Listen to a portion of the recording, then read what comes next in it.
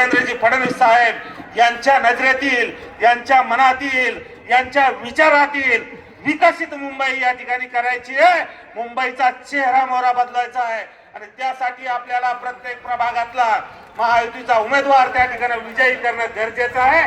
तो विजयी करण्याचा संकल्प घेऊन ती मताची विनंती करण्यासाठी आज आम्ही तुमच्यापर्यंत आलोय. थोड्या वेळापूर्वी या ठिकाणी 2-2.5 तासापूर्वी महाराज येऊन गेले, परंतु त्यावेळेस आपल्या कार्यक्रमाची तयारी चालली होती. महाराज थोडे लवकर आले आणि ते या ठिकाणून गेले. त्यांना एक मुख्यमंत्री साहेबांची सभा होती, परंतु त्यांनी शब्द दिला मी परत या ठिकाणी येईल. ते निश्चित या ठिकाणी येतील, आपली भेट घेतील. परंतु आपण सगळ्यांनी या सगळ्या गोष्टीवर विचार करून 15 तारखेपर्यंत म्हणजे अजून 2 दिवस आपल्या हातात आहे, 3 दिवस आपल्या हातात आहेत. या 3 दिवसात जिथं जिथं जाता येईल, ज्यांना ज्यांना बोलता येईल, ज्यांना ज्यांना भेटता येईल, त्या सगळ्यांना बोलवून, त्या सगळ्यांना भेटून, सगळ्याशी संपर्क करून भारतीय जनता पार्टीची आणि महायुतीच्या उमेदवाराची कमळ निशाणी प्रत्येकापर्यंत पोहोचायची आहे. प्रत्येकाच्या मनामनात ती बसवायची आहे. प्रत्येकाला त्या ठिकाणी ठासून सांगायचंय येणाऱ्या 15 तारखेला फक्त कमळ, कमळ आणि कमळ अशा पद्धतीचा प्रचार आणि प्रसार आपल्याला या 3 दिवसात करायचा आहे. म्हणून आपल्याला एक नवीन संधी या ठिकाणी उपलब्ध होते. एक नवीन तरुण चेहरा या ठिकाणी महायुतीच्या वतीनं आपल्याला दिलाय. त्या चेहऱ्याला स्वीकारून, त्याला ताकद देऊन, त्याला तुमचे आशीर्वाद देऊन या ठिकाणी नगरसेवकपदी बसवायचा आहे. कारण तो काही दुसरा तिसरा कोण नाही, तुमच्या आमच्या घरातला मुलगा आहे, तुमच्या आमच्या हक्कातला मुलगा आहे, तरुण मुलगा आहे, कार्यतत्पर मुलगा आहे. तुम्ही हक्कानं त्याला सांगू शकता, हक्कानं भांडू शकता, कधी त्याचा हात पकडू शकता, चुकलं तर कान पकडू शकता. अशा पद्धतीचा आपल्या कौटुंबिक परिवारातला तो मुलगा आहे. त्यात एक तरुण चेहऱ्याला आपल्याला संधी देणं गरजेची आहे. पण आपल्या परिवारातल्या, आपल्या कुटुंबातल्या, आपल्या सदस्याला, आपल्या भावाला, आपल्या मुलाला त्या ठिकाणी आपल्याला नगरसेवकपदी बसवायचं आहे. आणि मला खात्री आहे की तुम्ही ते शब्द या ठिकाणी पाळसाल, तुम्ही आमच्या विनंतीला मान द्याल आणि येणाऱ्या 16 तारखेला आपला नगरसेवक हा महायुतीचाच असेल याची मला निश्चित या ठिकाणी खात्री आहे. म्हणून आमच्या भगिनींनी या ठिकाणी एक विनंती व्यक्त केली की जर आपला उमेदवार निवडून आला आणि आम्ही सगळ्यांनी ताकदीनं मदत केली तर आम्हाला पोरादेवीला नेसाल का? पोरागड 100% मी तुम्हाला सांगतो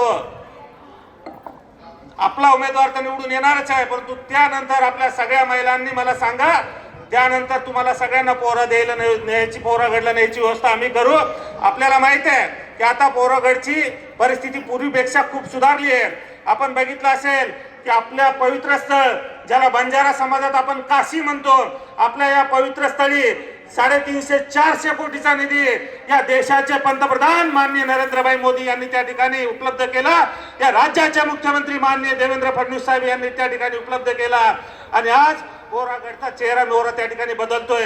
पूर्वी आपण बघितलं असलं पोरागड, पूर्वी आपण बघितलेलं असली आपली काशी, पूर्वी आपण बघितलेलं आपली पोरादेवी, आज आपण ज्यावेळेस बघितल्यानंतर कळेल कशा पद्धतीने तिथं विकास होतोय, नगारा तिथं कशा पद्धतीने बनतोय, मंदिराचं काम कशा पद्धतीने होत आहे, इतर सुखसुविधा कशा पद्धतीने उपलब्ध होत आहेत. म्हणून खऱ्या अर्थानं या देशातल्या प्रत्येक जाती धर्माच्या त्या ठिकाणी श्रद्धास्थळाला सन्मान देण्याचं काम जर कोणी करत असेल तर भारतीय जनता पार्टी आणि महायुती त्या ठिकाणी करत आहे. या देशाचे पंतप्रधान सन्माननीय नरेंद्रभाई मोदी त्या ठिकाणी करतायत. या राज्याचे कर्तव्य दक्ष मुख्यमंत्री माननीय देवेंद्रजी फडणवीस साहेब त्या ठिकाणी करतात.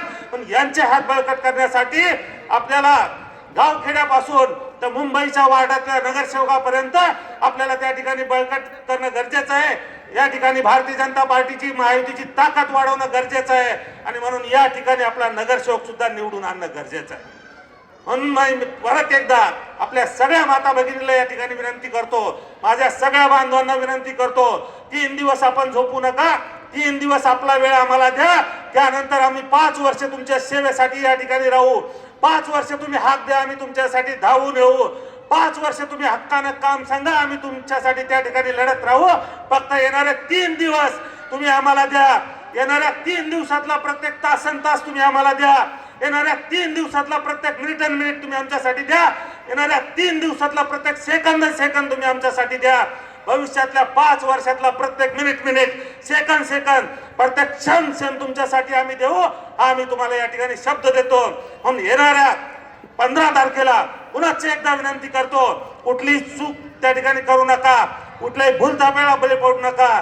आणि फक्त महायुतीच्या आणि भारतीय जनता पार्टीच्या नवनाथ बन यांच्या चिन्हासमोर कमळ या बटनवर त्या ठिकाणी आपण मतदान करा एवढीच विनंती आजच्या प्रसंगी या ठिकाणी करतो आणि थांबतो. धन्यवाद. जय हिंद, जय महाराष्ट्र, जय शिवलाल. खूप खूप धन्यवाद साहेब.